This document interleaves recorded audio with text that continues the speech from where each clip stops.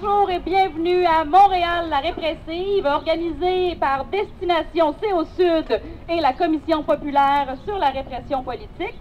Alors, je vous présente notre petite équipe d'animation. Alain Filtré s'infiltre partout. Il a tenté de commencer la présentation avant même son équipe. C'est là où on voit le rôle des infiltrateurs. Alors, je me présente. Moi, c'est Sylvie Fiché. Je me souviens d'avoir mangé des coups de matraque et de me faire tromper par l'État. Alors, je laisse ma collègue Audrey Pression se présenter. Je pense que mon nom se passe de commentaires. Je suis ici pour les mêmes raisons que vous. Puis on sait que la répression, ça mène aussi parfois à des symptômes de dépression. Donc, je suis ici aussi en même temps pour essayer de contrer ce sentiment qui nous envahit souvent. Donc, j'ai des crêpes couleurs, j'ai de la crème solaire. Si ça vous tente, on peut filer un peu Géo Club Med ensemble, profiter du soleil. Est-ce que tout le monde a sa craie? Oui! Oui, fait que profitez-en pour dessiner tout ce qui vous passe par la tête, laissez sortir vos émotions par rapport à la répression. C'est ce que je vous invite aujourd'hui à faire. Alors, avant de commencer à vous expliquer un peu comment on va procéder avec cette visite guidée, alors comme je vous disais, c'est organisé par Destination CO Sud et par la Commission populaire sur la répression politique. Je vais laisser Alain Filtré nous dire quelques mots sur qu'est-ce que ça mange en été une commission populaire sur la répression politique. Moi, comme je vous disais, je ramasse des informations. Fait que je veux vos informations. En fait, la Commission populaire sur la répression politique, qu'est-ce qu'on fait? C'est qu'on ramasse les histoires du monde. Puis sur la répression politique, là, la répression politique, c'est large. C'est les coups que des gens ont pu recevoir, c'est les visites de police que les gens ont pu recevoir, c'est les infiltrations de groupes, c'est les enlèvements qui se passent à Montréal. C'est aussi le monde qui marche dans la rue, qui se font pousser par la police ou qui se font dire où aller. Mais au moment où est-ce qu'ils tentent de s'organiser politiquement, c'est tout ce qui vous empêche de vous organiser. Fait que ça peut être votre boss aussi, ou ça peut être votre syndicat. Si jamais votre syndicat vous a dit « passe pas ce tract-là, ça c'est interdit », ça aussi c'est de la répression politique. Fait que c'est très large. Puis la façon que vous pouvez nous raconter vos histoires, c'est soit en remplissant le formulaire papier que j'ai ici, sinon il se trouve sur le site internet, juste qui est là en bas, www.cprp.info. Et nous autres, on va vous recontacter, puis on va vous passer en audience. Fait qu'en audience, on va vous écouter. Il y a 3 personnes qui sont là juste pour vous écouter, puis ramasser toutes les histoires ensemble, puis écrire un rapport à partir de ça. Puis, à partir de ce rapport-là, on espère avoir des histoires qu'on n'a pas, puis aussi voir jusqu'à quel point est-ce qu'en fait, il y a de la répression politique. Parce qu'on entend des histoires à gauche et à droite, on sait qu'on a des amis qui sont touchés par ça, ou qu'on connaît du monde qui sont touchés par ça. Mais en fait, ça se répète beaucoup. Plus que moi, je fais le travail d'aller chercher des histoires, plus que je me rends compte qu'il y en a, puis plus que je me rends compte que c'est trash. Fait que, ben c'est ça. Notre objectif, c'est d'aller chercher ces histoires-là. Tout est très confidentiel. Un des trucs qui nous revient souvent, c'est que le monde a peur que leurs histoires sortent et que ça leur revienne en face. C'est une peur qui est tout à fait compréhensible. Quand vous remplissez quelque chose sur Internet, on a une équipe de geeks qui est là pour protéger la confidentialité des données. Si vous remplissez un formulaire papier que vous me le donnez, je laisse pas ça traîner nulle part. Fait que c'est ça, fait que c'est très confidentiel. Puis au moment de venir aux audiences, c'est vous qui décidez qu'est-ce qu'on fait avec vos informations aussi. Fait que gardez ça en tête que nous autres, on s'assure que vous avez de la confidentialité. Là, je fais des blagues sur le fait que je ramasse des informations, là, mais je les garde, les informations que je ramasse. Fait que, ben c'est ça. Je continue. Alors, Montréal, la répressive, la visite guidée mythique des lieux de la répression politique, on l'a organisée dans le cadre de la Commission populaire, notamment pour démontrer et pour vivre une histoire collective et se dire que la répression politique, ça existait avant 2012. Ça fait même 400 ans que ça a sévi au Québec, selon les organisateurs de la Commission populaire. Alors aujourd'hui, on va visiter différents lieux, différents endroits qui sont mythiques au niveau de la répression politique. On vous a remis au début de la journée un passeport. Hein? Ce n'est pas un outil de citoyenneté, mais vous pouvez voir à l'intérieur, il y a différents endroits. On ne s'arrêtera pas nécessairement à tous les endroits qui sont sur cette liste, mais comme des bons géos, nous allons regarder quels endroits on fait aujourd'hui. Alors, on va s'arrêter à la place Émilie-Gamelin, celle où on est en ce moment. On va s'arrêter au Square Victoria, à la cour municipale, au Cégep du Vieux-Montréal, au bureau du LCRS, au Square Dominium, au Squat Overdale, au DIRA et au Palais de l'Injustice. S'il y a des endroits là-dedans qui vous sonnent des cloches et que vous vous dites « Moi aussi, j'ai été victime de répression politique dans ces lieux », venez en parler à l'équipe d'animation. Il y aura peut-être moyen d'intégrer ça dans le parcours. Mais sans plus tarder, on commence avec la première animation. Vous avez remarqué, on est aujourd'hui au Carré Berry, hein? Le Carré Berry, un espace public d'étiquette. C'est aussi un carrefour d'événements qui a été construit sur une terre volée au peuple Mohawk. Quand on parle d'un carrefour d'événements, ben, on parle autant de manifs contre la brutalité policière, de manifs anticapitalistes, de manifs féministes, anticolonialistes, écologistes et j'en passe. Mais le Carré Berry, c'est aussi un carrefour de vie pour des personnes en situation d'itinérance à Montréal. C'est un endroit où on dort, c'est un endroit où on vient rencontrer des amis, où on vient manger une soupe populaire. Et je ne sais pas si vous savez, mais Montréal n'a rien à envier à New York ou à Paris en termes de nettoyage social ou de répression envers les populations itinérantes. Vous avez été ravis de voir les nouveaux pics anti-itinérants dans le centre-ville de Montréal. Eh bien, vous serez surpris de savoir que ça fait maintenant très longtemps que la ville de Montréal et ses laquais s'évertuent à trouver de nouvelles formes de répression politique. Alors aujourd'hui, on remonte dans la visite guidée. On commence en 1996 où le snack de minuit avait été organisé. Alors j'inviterai David Cavana à venir en avant. Il est en arrière de moi. Merci pour la présentation. J'ai un petit texte pour ceux que ça intéresse. Je vais simplement vous raconter le fait que j'ai été moi-même un participant du snack de minuit le 29 juillet 1996. Ça fait de cela, dans 21 jours, ça va faire 18 ans. À ce moment-là, il y a eu un collectif de la bouffe pas des bombes qui servait de la nourriture végétarienne qui a décidé d'organiser un événement pour contester le changement de vocation de l'espace qui s'appelle aujourd'hui Place Émilie-Gamelin. En fait, ça s'appelle maintenant officiellement Parc Émilie-Gamelin. Et donc, c'est pour dire qu'il y a beaucoup d'itinérants, de personnes qui vivent différentes réalités qui se rassemblaient ici la nuit parce que depuis 1992, l'emplacement avait été érigé comme place du 350e anniversaire de la Ville de Montréal.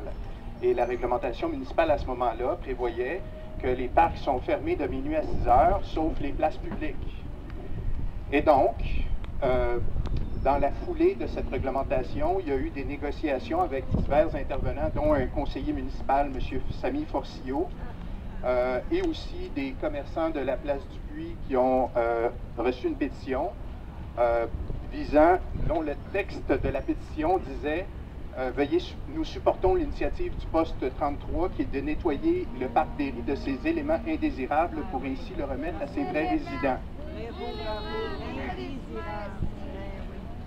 Et donc, sans vouloir...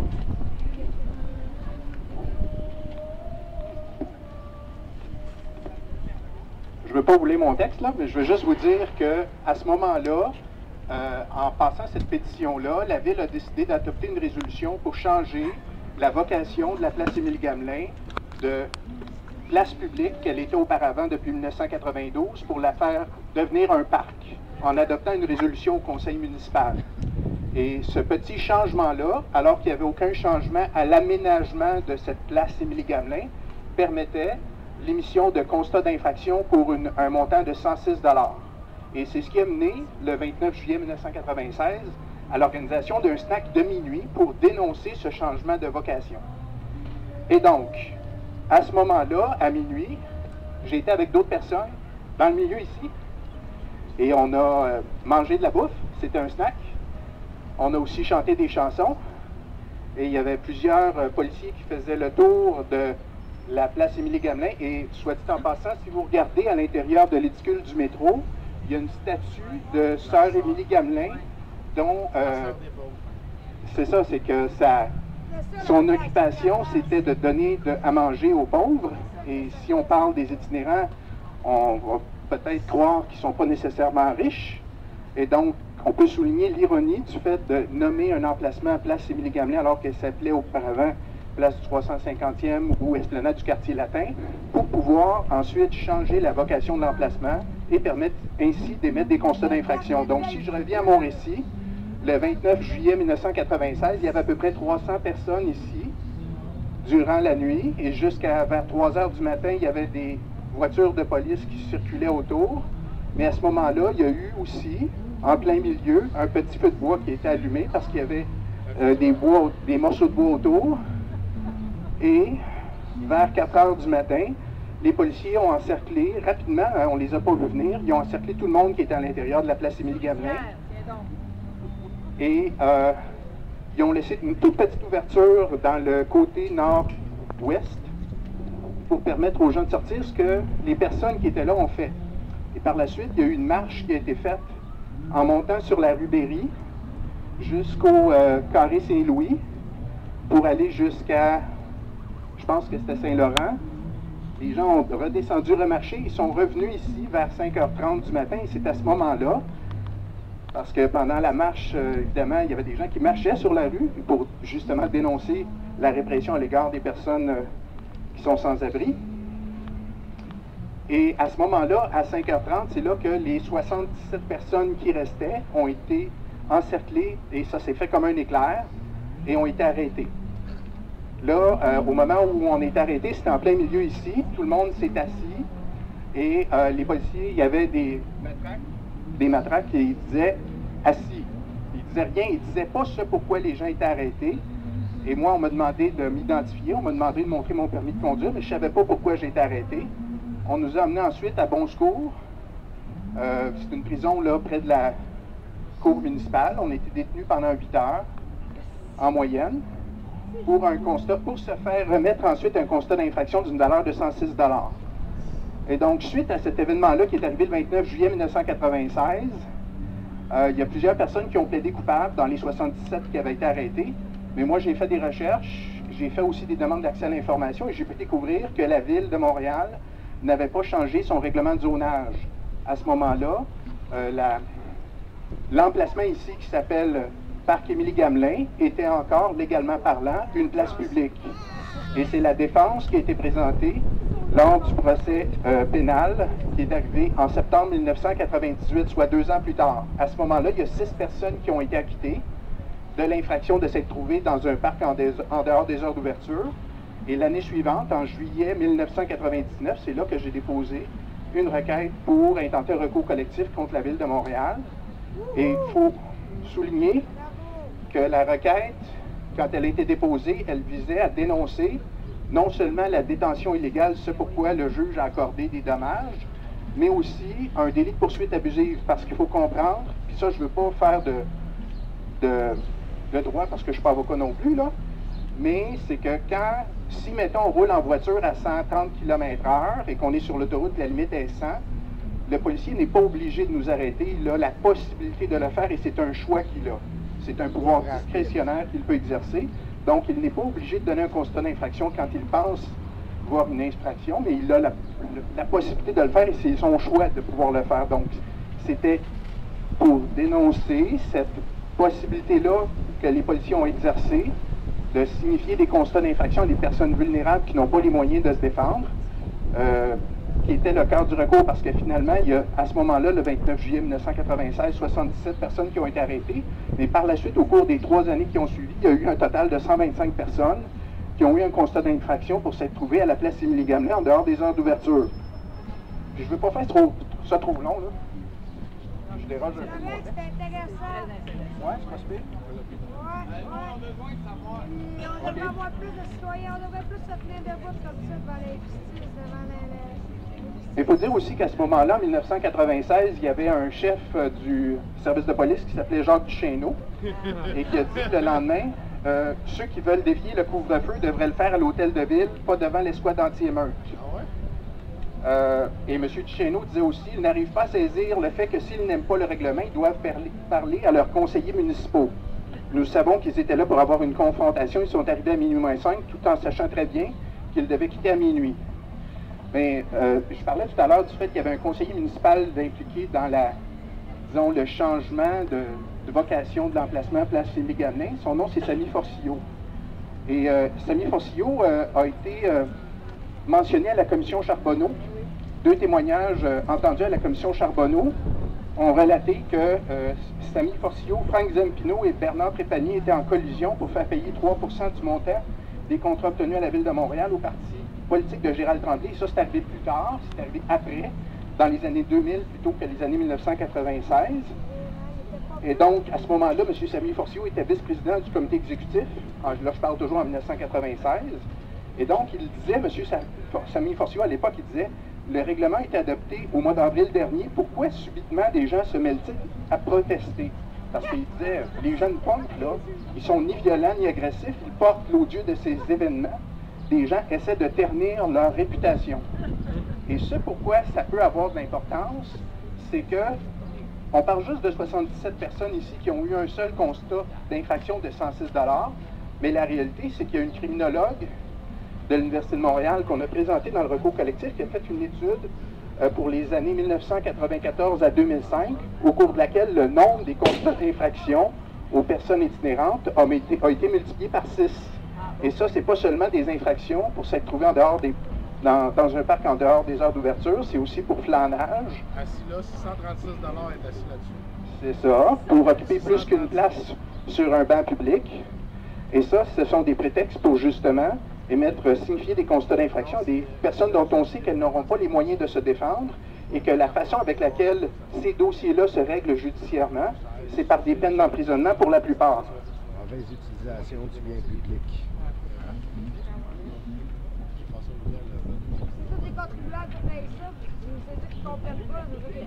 Donc, dans l'étude de Mme Bello, là, que je viens de citer, qui a été faite de 1994 à 2005, elle a relevé 22 685 constats d'infraction au total. Sur ce nombre, 35% avaient reçu un seul constat, 50,1% ont reçu entre 2 et 9 constats et 14,9% ont reçu plus que 10 constats d'infraction. Et en 2011, il y a un documentaire qui a été fait par une des personnes qui recevait des constats d'infraction à répétition, pour entre autres aussi le fait de pratiquer le squeegee. Ce jeune homme a fait un documentaire dont le titre c'est l'étiquette « L'arme de la répression ». L'auteur du film lui-même en a eu pour 14 000 $ de constats d'infraction.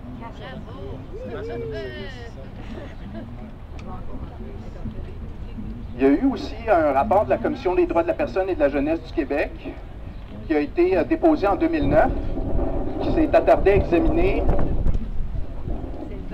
examiner le profilage social. Parce que peut-être certains d'entre vous connaissent ce que c'est le profilage racial, et on peut utiliser le même argument pour démontrer qu'il peut y avoir une façon différente de traiter des gens, pas seulement en vertu de leur couleur de la peau, parce que moi, je suis né à Montréal, j'ai un père haïtien, une mère québécoise, un nom irlandais, et je parle pas créole. On me demande souvent d'où tu viens. Là, je leur dis d'où je viens, mais non, d'où tu viens? Mais non, mais je suis un être humain, et je suis né ici. C'est ça. Et donc, la Commission des droits de la personne et de la jeunesse, elle définit le profilage social en disant que c'est un traitement différent. Et dans notre cours collectif, on dit que le traitement différent, c'est une pluie d'étiquettes sur des personnes itinérantes. Elle énonce comme critère aussi qui serait fondé sur un motif interdit. Et bon, dans le recours collectif qu'on avait déposé, on invoque que les jeunes de la rue font l'objet de préjugés basés sur leurs conditions sociales, ce qui est interdit par la Charte. Et aussi, l'autre critère que la Commission des droits de la personne énonce dans son rapport, c'est que ça serait une situation qui empêchait l'égalité dans les droits ou l'exercice d'une liberté de la personne. Et ça, dans une démocratie, le fait de pouvoir se rassembler dans une place publique, c'est fondamental. Et c'est pas juste à Montréal. Ça résonne. Ça résonne à la place du Coty, à la place Tahrir, au parc Gezi en Turquie. Ça résonne à l'échelle de la planète et même cette semaine à Hong Kong, où 500 personnes ont été arrêtées pour avoir occupé un espace public. Et ça résonne.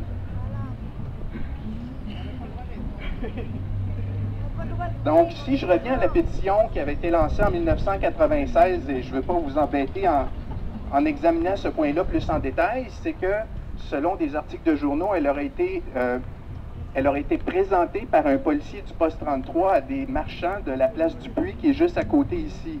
Et comme je le disais tout à l'heure, la pétition disait dans son texte, cette pétition vise à supporter l'initiative du poste 33 qui vise à nettoyer le parc de ces éléments indésirables et le remettre à ses vrais résidents. Mais à ce moment-là, le journal La Presse confirmait que la place du Puy avait accepté de mettre en branle une pétition pour soutenir l'intervention policière, et on parle toujours du 29 juillet 1996. Un journaliste rapporte que les marchands indiquent qu'ils l'ont remise au poste 33, mais le commandant du poste, André Lemaire, qui a témoigné dans le recours collectif, ne sait pas ce qui en est advenu de la pétition. Et le recours collectif, là, il y a eu des dommages qui ont été accordés, mais c'est seulement pour détention illégale. Donc le juge n'a pas trouvé que les constats d'infraction étaient invalides. Pour lui, ils demeuraient valides. Donc en fait, il ne base pas sa décision directement sur la pétition, il ne l'a pas acceptée en preuve.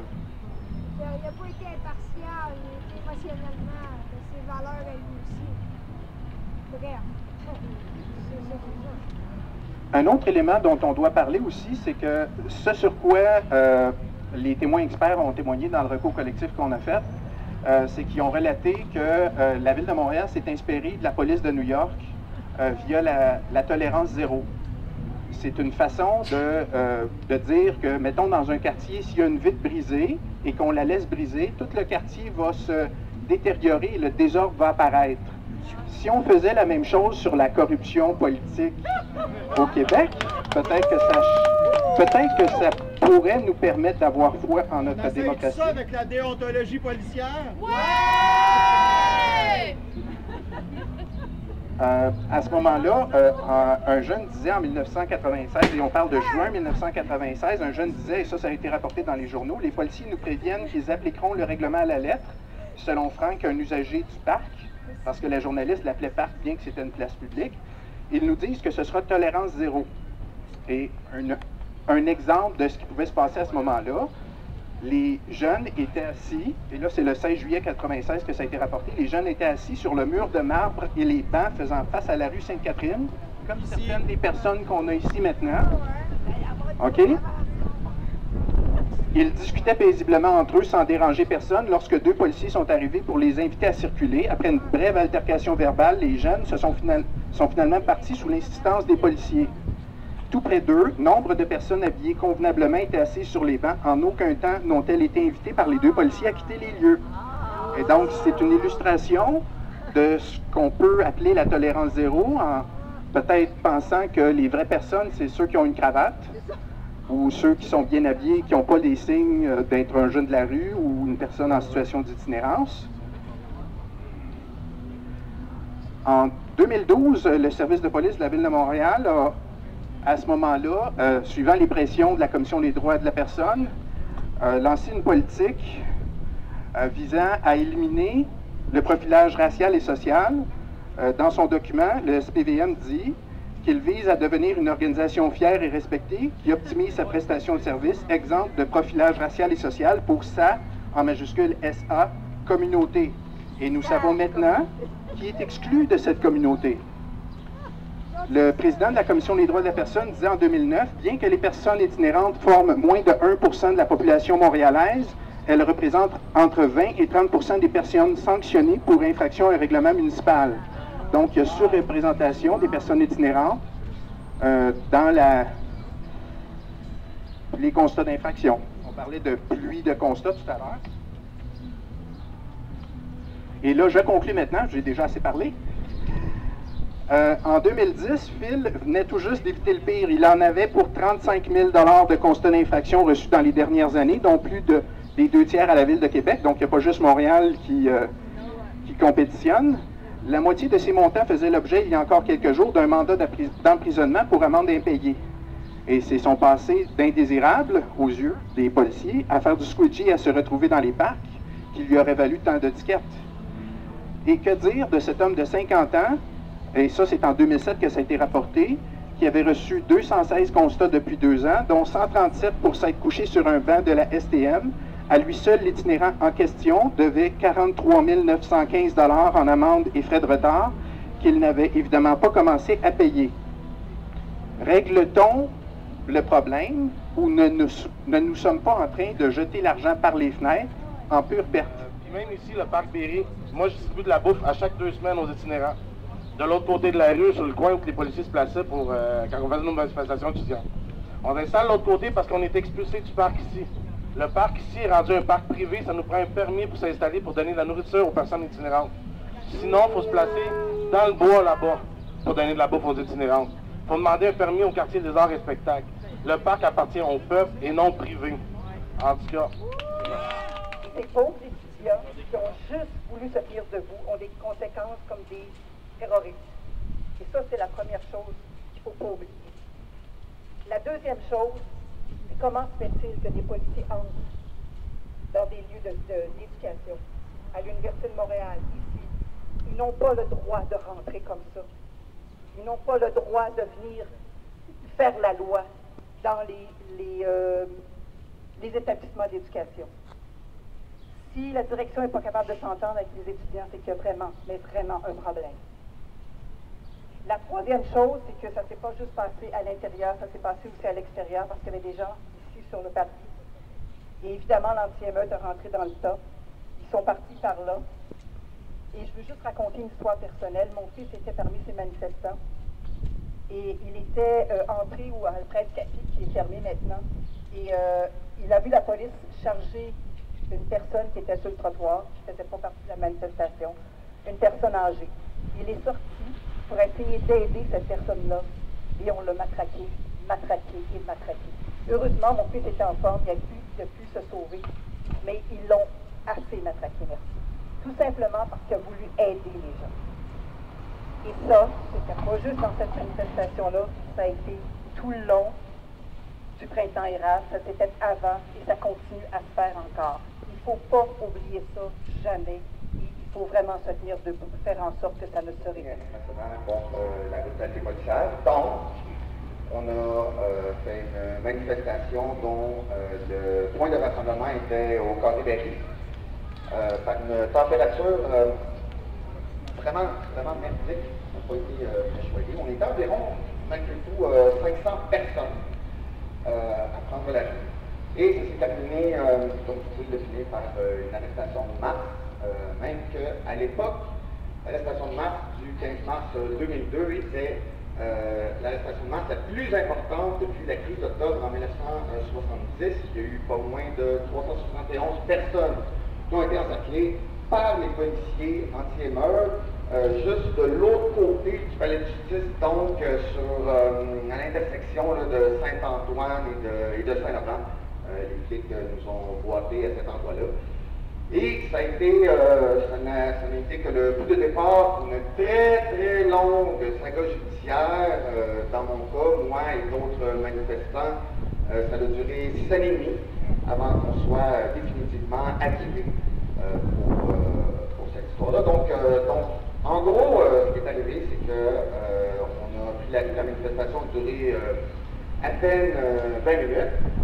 Il y a eu, durant la manifestation, un arrêt devant le quartier général du service de police de la Ville de Montréal sur la rue Sainte-Urbain. Et durant cet arrêt-là, eh bien, il y a eu un des manifestants qui a pris son squeegee, et je me rappelle très bien parce que je l'ai vu moi-même, il sautait dans les airs avec son squeegee dans l'espoir de fracasser une des vitres du quartier général, et après quelques essais, il a réussi à craquer une des vitres et tout ça. Et c'est ça qui va servir de prétexte pour arrêter le maximum de manifestants possible. Et donc, une fois qu'il y a eu ce bris-là, nous, on a continué la manifestation, on a descendu, on a passé par le quartier chinois, c'est ça. Et à ce moment-là, pendant qu'on descendait, il y avait la petite bande là, du SPVM avec le micro, les flûtes, là, comme on les appelle, et ils ont fait ce qu'on appelle un ordre de dispersion que pratiquement personne n'a entendu. Et même, ce qui est intéressant, c'est que nous, quand on était accusés, on a eu droit aux enregistrements des communications entre les policiers, parce que les policiers, quand ils font une opération comme ça, ils se communiquent entre eux tout le long. Et on a l'enregistrement donc des communications lorsque les policiers font l'ordre de dispersion. Il y a le policier, le sergent machin chouette, je ne me rappelle pas c'est quoi son nom, on l'entend même dire clairement que les manifestants ont plus de fun à crier qu'à nous écouter. Alors, l'ordre de dispersion a été entendu par une douzaine de personnes au maximum. Donc, nous autres, on continuait la manifestation sans se douter vraiment ce qui nous attendait, parce que, en réalité, bien qu'il y ait eu une vitre qui était un peu craquée, c'était une manifestation très tranquille. En fait, on se les gelait complètement. Et donc, on a fait cet arrêt-là au coin de Saint-Antoine et Saint-Laurent. Et là, on a été encerclés, ça s'est fait très rapidement. Ils ont arrêté, je dirais, environ 80% des manifestants. Et ça a été le début d'un très long calvaire. C'était, comme je le disais, une température vraiment horrible. Il y a même eu de la grêle, on a été durant la soirée. À cette époque-là, il avait décidé de nous accuser d'attroupement illégal. C'est une infraction au code criminel canadien qui est à l'article 63 du code criminel canadien. Donc à cette époque-là, les policiers, quand ils faisaient des arrestations de masse, ce n'était pas des tickets. C'était des accusations criminelles, et tout le temps, c'était attroupement illégal qu'ils donnaient. Et donc, la procédure était très longue et très laborieuse, parce que les policiers voulaient emmener tous les manifestants au poste de police. Et ensuite, les libérer, un à tour de rôle, et ainsi de suite. Donc, tout ce rituel-là a duré pas moins de 5 heures de temps. Alors, vous pouvez imaginer ça comme du monde qui sont très dessus, qui restent pognés là pendant 5 heures de temps. Et ensuite de ça, donc on se ramasse au centre opérationnel sud, donc 371 personnes dans les cellules. Je veux dire, c'était impossible, c'était la surpopulation totale. Et les gens ont été gardés très longtemps, même dans certains cas, les derniers qui ont été remis en liberté ont été remis en liberté le 16 mars en fin d'après-midi, le lendemain, donc pratiquement 24 heures après avoir été arrêtés. Et ensuite de ça, sur les 371 personnes, il y avait 102 mineurs. Les mineurs, eux autres, n'ont pas reçu d'accusation criminelle. Une partie d'entre eux ont reçu des constats d'infraction par la poste. Et une autre partie, les plus chanceux, n'ont jamais reçu aucune accusation. Sinon, pour ce qui est des accusés, ça a été assez compliqué à la Cour municipale pour gérer un dossier de cette ampleur-là. Il y avait pas moins de 270 personnes accusées d'attroupement illégal à la Cour municipale. Alors, donc, ce qui s'est passé, c'est que dans un premier temps, la Couronne a tenté de réduire le nombre d'accusés en faisant des offres. Ils vont faire aux accusés de plaider coupable à un règlement municipal prévoyant une amende de 138 $, donc pour réduire le nombre d'accusés. Mais sauf que cette stratégie-là n'a pas fonctionné. Il est très peu de gens. Autrement dit, il ne se bousculait pas aux portes pour prendre cette amende-là.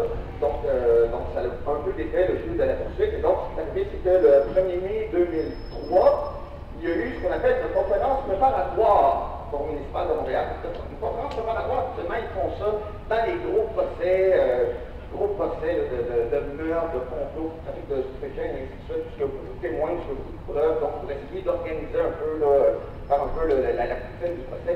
Et donc, à la Cour municipale, ils jugeaient que c'était important de faire une conférence préparatoire, sauf que la conférence préparatoire a été un désastre total, du début jusqu'à la fin. Dans un premier temps, il y avait une grosse partie des accusés qui se représentaient eux-mêmes, parce que, pour ouvrir une parenthèse, c'est qu'on s'est fait repousser massivement à l'aide juridique. Les demandes d'aide juridique ont été repoussées massivement par le bureau de Montréal, mais les gens qui étaient à l'extérieur de Montréal faisaient des demandes d'aide juridique pour la même accusation, le même dossier, et ainsi de suite. Les bureaux de l'extérieur de Montréal qui donnaient des mandats d'aide juridique.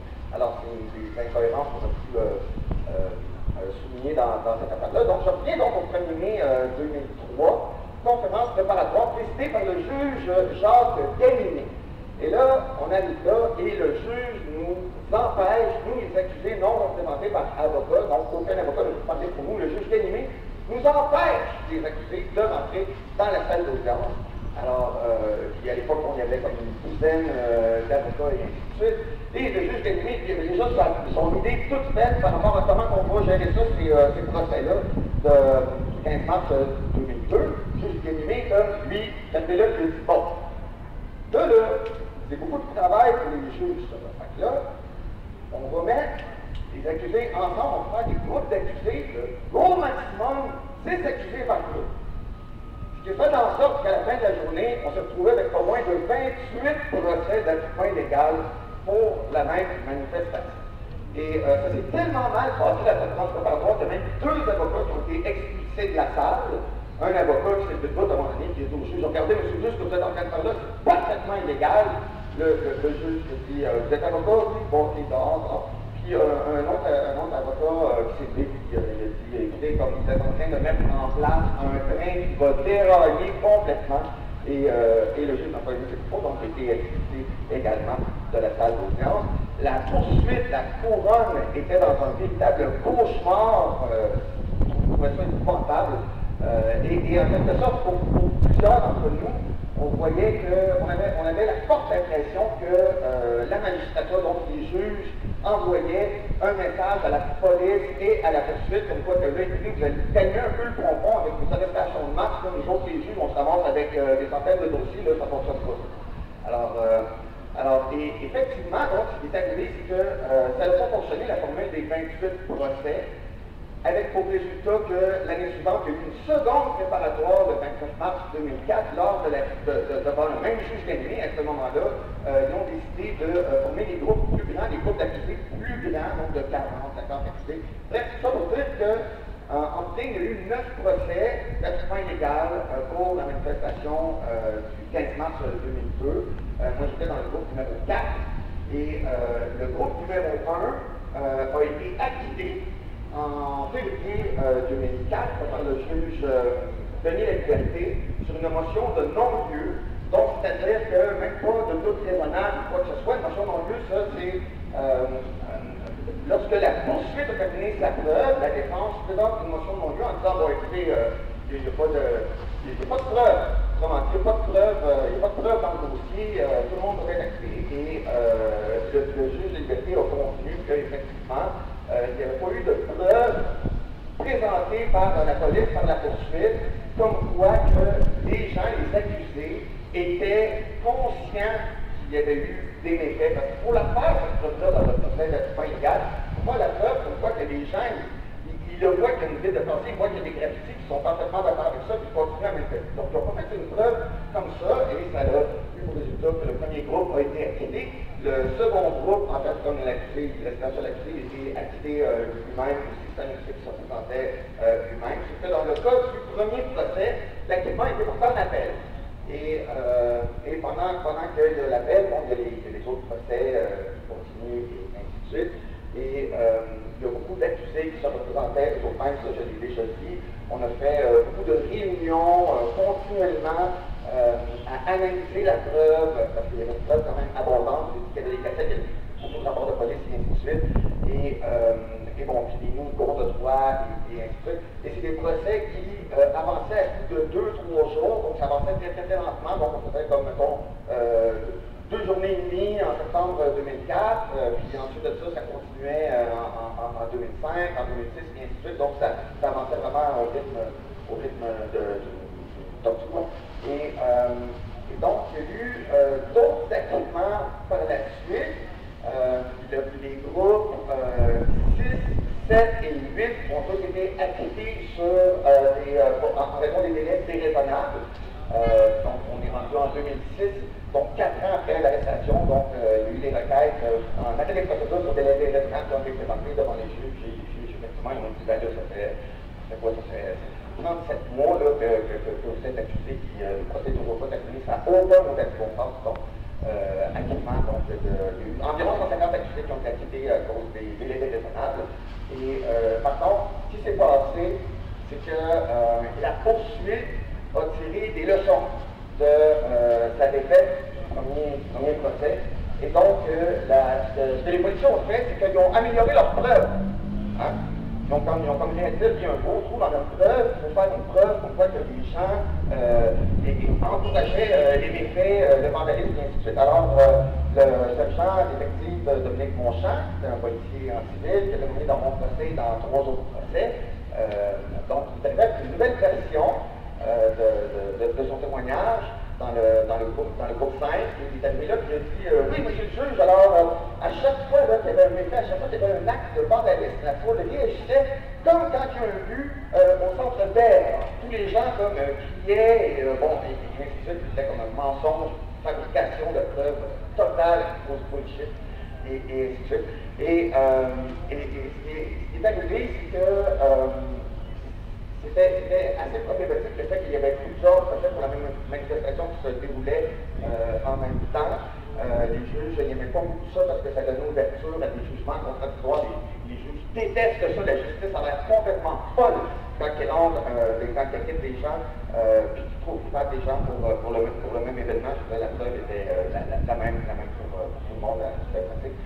Puis la preuve, c'était que la preuve de la poursuite, c'était, écoutez, vous avez été arrêté sur les lieux de manifestation, alors que la preuve que vous participiez à la manifestation, donc vous étiez coupable et ainsi de suite. Alors, c'est comme ça, c'est une grosse preuve. C'est un squat ouvert, évidemment. Donc, on s'est ramassé toutes sortes de plein de monde différents. Autant des peintres à chiens que des peintres, que des artistes de cirque, que des vidéoastres, des junkies. En tout cas, c'était vraiment... Ça a été super intéressant de voir comment que tout ce genre de monde-là peut vivre en communauté ensemble, que c'est très possible.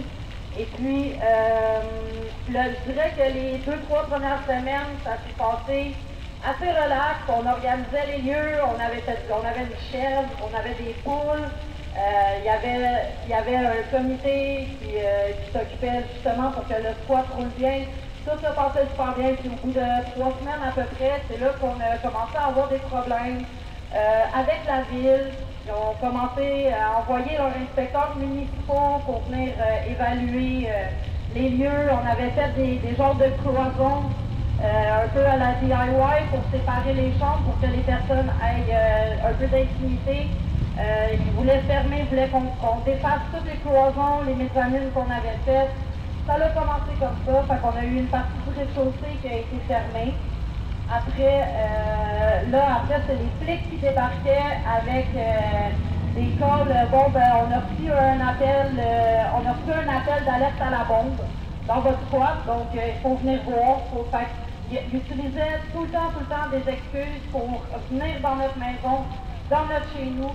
C'était vraiment dur, c'est devenu de plus en plus répressif.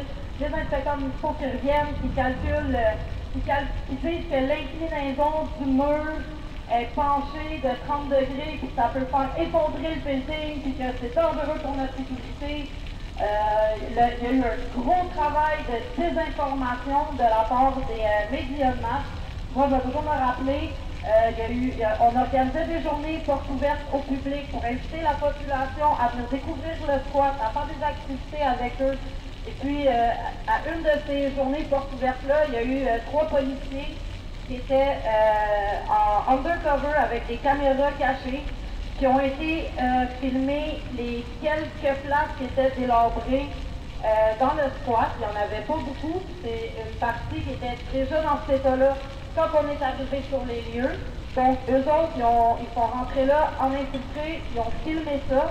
Et puis après, ils ont donné ça aux médias de masse pour dire que tout le squat ressemblait à ça. Donc, les médias de masse, les gros titres, c'était que le squat Préfontaine était juste trop un trou à gauche. Puis le maire Tremblay en a profité pour rentrer dedans à bourse parce que la campagne électorale, elle s'en venait. Fait que là, lui, il en a profité. Finalement, en septembre, on s'est fait réveiller à 7 h le matin par à peu près 200 anti-émeutes qui ont défoncé les portes, qui nous ont traîné de porte, qui nous ont sorti de nos lits. Il y en a du monde qui était en bobette, il y a du monde qui était tout nu, ils s'en colissaient, ils prenaient le monde, puis tout le monde était expulsé, toutes nos affaires, on n'a jamais pu les récupérer. On a essayé de résister du mieux qu'on pouvait, mais on était vraiment en minorité. C'est un peu qu'est-ce qui s'est passé par rapport à la dépression et au squat Préfontaine. Qu'est-ce qu'on n'aurait pas dû faire, c'est commencer à négocier avec eux. Parce que c'est à partir du moment qu'on a commencé à négocier avec la ville que là, on s'est complètement fait fourrer, que là, ça n'a pas arrêté les inspecteurs municipaux, les pompiers, toute la gamique. Mais ça a été une super belle expérience qu'on devrait refaire parce que c'est des bâtiments abandonnés, il y en a partout, puis ça nous rassemble tous. Fait que, en gros, c'est ça, l'histoire du squat Préfontaine. Moi, ça a été une super belle expérience. J'avais 13 ans. J'ai posé beaucoup de mes vidéos dans cette squat-là. Ça a été une super belle expérience. Immigration Canada, 10 descendants de Ouest, où il y a plusieurs manifestations en appui des migrants. Puis à l'autre côté, c'est le bureau de citoyenneté où il y a des cérémonies pour les nouveaux citoyens et citoyennes ici au Canada. Alors, le service canadien de sécurité, de renseignement de sécurité, c'est une force assez nouveau au Canada. C'est basé sur des scandales avec le prédécesseur de l'SRS, qui était le service secret de la GRC, le Gendarmerie royale canadien. Aux années 70, il y a toutes sortes de scandales. Je n'ai pas beaucoup de temps de mentionner tout ça, mais le service secret de la GRC ont brûlé en grange. Ils ont fait des faux communiqués au nom de la FLQ pour encourager la violence.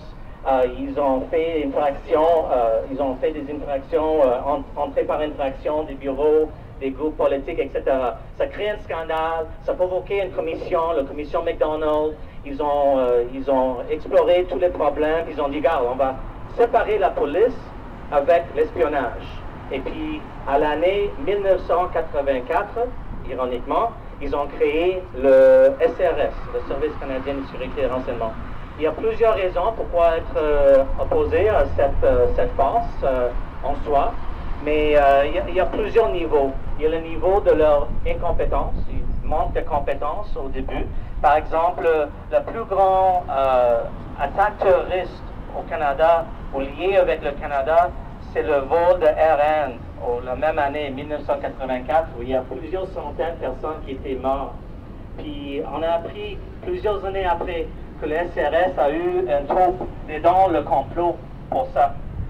Ils ont eu l'information pour prévenir cette massacre, mais ils n'ont rien fait. Il y a des questions de poser sur leur compréhension de le monde global. Par exemple, l'expert sur le monde arabe et musulman de SRS a témoigné dans un procès.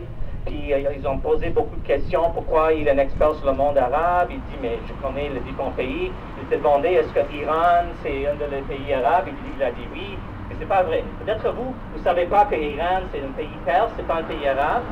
Mais si vous ne savez pas ça, c'est correct. Mais vous n'êtes pas un expert pour le SRS sur le Moyen-Orient, comme cette personne. Alors, il y a toutes les questions sur les compétences. Mais aussi, toutes les choses concernant le profilage racial, le profilage politique. On parle beaucoup de répression politique ici à Montréal. Il faut constater, il faut rappeler que la répression canadienne s'est projetée par tout le monde. Alors, on est ici physiquement, ici à Montréal, mais le travail des SRS cause des problèmes par tout le monde. Pensez des noms des personnes comme Abdullah Al-Malki, Mohamed Majoub, Abou Sofiane Abdelrazek. Je parle des hommes musulmans qui étaient des victimes des actions des SRS. Des fausses rumeurs, des informations qui étaient faites à cause de la torture en Égypte, en Soudan, en Syrie. Il y a le nom de Meher Arar. Il y a des douzaines et douzaines des hommes, des familles, douzaines de personnes, leurs vies sont brisées à cause des actions des SRS. Alors je veux juste vraiment souligner le fait que la répression des personnes ici à Montréal, à Ottawa, etc., des SRS, c'est projeté par tout le monde et ça affecte les vies, surtout des personnes racisées. Je veux aussi souligner le fait que le travail des SRS cible particulièrement les communautés autochtones ici au Canada. Avant que je parle de répression avec les groupes politiques comme nous, les communautés autochtones, par exemple le Ganawagé, Kanesatake, ils sont des cibles des actions des SRS qui essaient de créer des problèmes internes dans la communauté pour dire cette personne travaille avec la police ou cette personne va devenir notre troupe. Ça crée des divisions très horribles dans ces communautés. Alors les personnes racisées, les communautés autochtones, c'est les cibles primaires, les cibles de fond des SRS. Mais bien sûr les militants aussi. En 2010, Canada était l'hôte des Olympiques à Vancouver, le G20 et le G8 à Toronto et des autres événements. Il y a une grande préparation pour ces événements par le gouvernement canadien, incluant les forces répressives. Puis plusieurs années avant, le SRS a commencé avec le travail. Puis ils ont visité, il y a toute une vague de visites des différents militants ici à Montréal, peut-être des personnes ici. Donc on est sur la porte, comme Alain Filtré a essayé de faire, puis demander de l'information. Et quand on deal avec la répression en isolement, il y a beaucoup de peur, il y a beaucoup de confusion. Mais si on essaie de collectiviser nos expériences, comme on essaie de faire avec le guide aujourd'hui, avec la position, avec quelques mots, je partage avec vous un autre document qui résume un peu, qui donne aussi toute l'information sur le SRS. Si le SRS frappe à votre porte, mais ça donne un peu l'histoire, ça donne tous les détails, c'est quoi le SRS, le rôle dans ces mouvements. Mais je vais finir avec deux choses. Un, c'est bien sûr la police, les services secrets comme le SRS, c'est les personnes qui font la répression contre nous. Mais des fois, c'est notre propre paranoïa qui nous réprime nous-mêmes. C'est-à-dire de surestimer le pouvoir de la SRS, de surestimer qu'est-ce qu'il pourrait faire. Alors, je vais juste souligner ça, parce que ça, c'est très important. C'est important de savoir c'est quoi le pouvoir de la police et le service secret, mais en même temps, ne pas surestimer ce pouvoir. Une blague que j'ai faite, c'est que vous êtes paranoïaque si vous pensez qu'il y a 50 flics que vous suivez, mais vous êtes vigilant quand vous savez que c'est seulement 5. Alors, c'est ça que je veux dire.